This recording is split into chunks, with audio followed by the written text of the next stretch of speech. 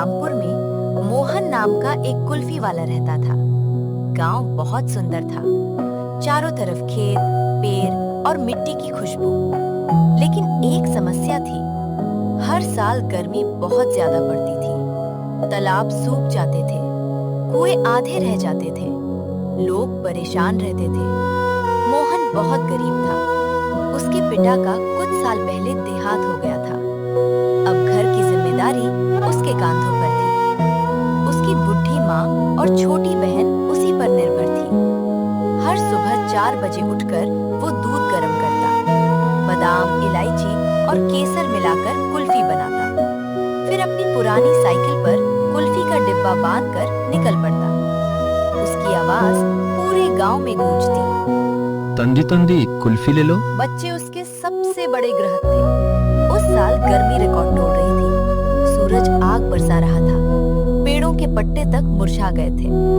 एक दिन मोहन कुल्फी बेचकर वापस लौट रहा था। उसकी जेब में सिर्फ 150 रुपए थे और घर में राशो भी कम था। रास्ते में उसने सोचा, काश मेरी भी जिंदगी बदल जाए। लेकिन उसे नहीं पता था आज सच में उसकी जिंदगी बदलने वाली थी। गांव के बाहर एक पुराने बरगद के पेड़ के पास से गुजारते वक्त उसकी नजर एक कले बाग पर पड़ी। बाग नया था, किसी अमीर आदमी का लग रहा था। मोहन ने आसपास देखा, कोई नहीं था। उसने बाग उठाया और घर ले गया। रात को जब सब सो गए, उसने धीरे से बाग खोला और जो उसने देखा, उसे देखकर उसका दिल जोर-जोर से धड़कने लगा। अंदर नोट ही नोट भरे हुए थे, लाखों रुपए। साथ ही कुछ फाइल और कागज भी थे। मोहन का गला सूख गया। उसने इतना पैसा जिंदगी में पहली बार देखा था। रात भर मोहन सो नहीं सका। उसके दिमाग में 2 आवाजें चल रही थी। पहली आवाज बोली, रख ले, अब माँ को तकलीफ नहीं होगी, बहन की पढ़ाई हो जाएगी, पक्की छत बन जाएगी। दूसरी आवाज बोली, ये पैसा तेरा नहीं है, गलत रास्ते से आई खुशी कभी टिकती नहीं। सुबह तक मोहन परेशान हो चुका था। गांव में रघु नाम का आदमी रहता था। लोग उसे चालाक और लालची मानते थे। किसी तरह उसे बैग की खबर मिल गई। वो मोहन के घर पहुंच गया। रघु बोला, मोहन, इतना पैसा किस्मत वालों को मिलता है, किसी को मत बता, हम आधा आधा बांट लेंगे। मोहन ने मना कर दिया। रघु मुस्कुराकर चला गया, लेकिन उसकी आंखों में कुछ और ही चल रहा था।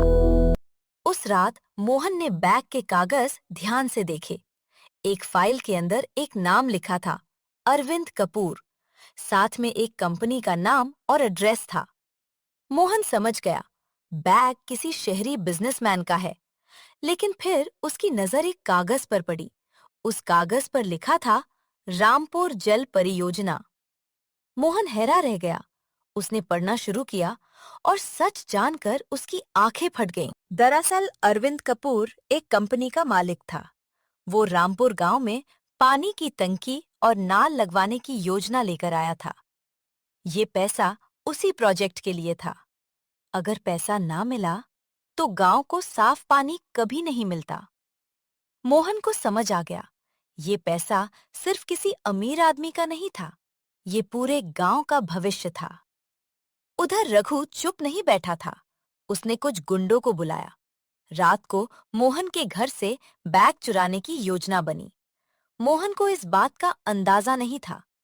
रात गहरी हो गई, सब सो गए। अचानक घर के बाहर कुछ आहट हुई। मोहन की आंख खुल गई। उसने खिड़की से देखा, 3 आदमी दीवार पार कर रहे थे। उसका दिल जोर से धड़कने लगा। मोहन समझ गया कि बैग खतरे में है। उसने तुरंत बैग उठाया और पिछले दरवाजे से भाग निकला। अंधेरा था। गुंडे उसके पीछे दौड़ पड़े। गांव के खेत, पेड़ और कच्चे रास्ते, हर जगह दौड़ मच गई। आखिर मोहन एक पुराने मंदिर में छिप गया। गुंडे उसे ढूंढते रहे, लेकिन वो बच गया। अगली सुबह मोहन ने फैसला कर लिया, वो खुद बैग लेकर शहर जाएगा। माँ ने कहा, बेटा संभल कर जाना। मोहन साइकिल लेकर निकल पड़ा।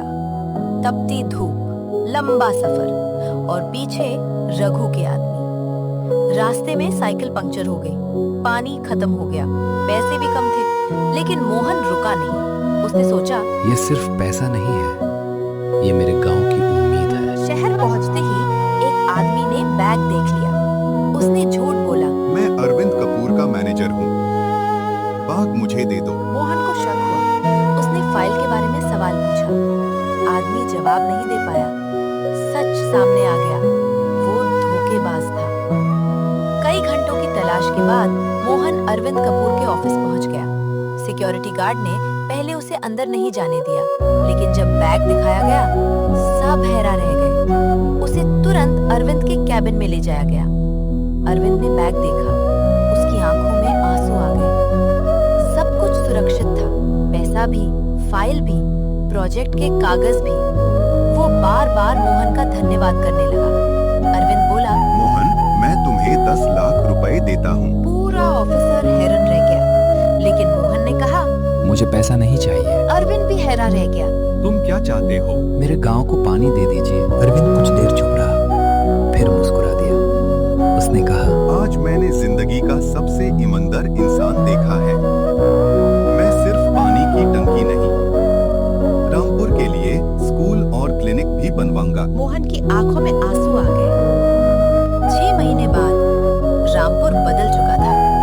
नई पानी की टैंकी बन गई थी, हर घर तक नल पहुंच गया था, स्कूल बन गया था, क्लिनिक भी खुल गया था। जहां कभी लोग पानी के लिए तरसते थे, वहां अब खुशियां। पूरा गांव एक बड़े समारोह में इकट्ठा हुआ। अरविंद ने सबके सामने कहा, ये सब एक कुल्फी वाले की ईमानदारी की वजह से हुआ है। लोगों ने जोर-जोर से तालियां बजाई। मोहन की मां रो पड़ी। उसकी बहन खुशी से मुस्कुरा रही थी और बच्चे चिल्लाए, कुल्फी भैया जिंदाबाद। उस दिन मोहन ने अपनी साइकिल उठाई, कुल्फी का डिब्बा रखा और फिर से गांव की गलियों में निकल पड़ा। फर्क सिर्फ इतना था, पहले लोग उसे एक गरीब कुल्फी वाला समझते थे, अब लोग उसे ईमानदारी की मिसाल मानते थे। आज भी रामपुर में जब गर्मी आती है और बच्चे कुल्फी खाते हैं, तो बुजुर्ग एक कहानी जरूर सुनाते हैं, एक ऐसे कुल्फी वाले की जिसने लाखों रुपए ठुकरा दिए, लेकिन पूरे गांव का दिल जीत लिया। ईमानदारी कभी सस्ती नहीं होती, कभी-कभी उसकी कीमत पूरी दुनिया से भी ज्यादा होती है। जो इंसान सच्चाई का साथ देता है, उसका नाम हमेशा इज्जत के साथ लिया जाता है।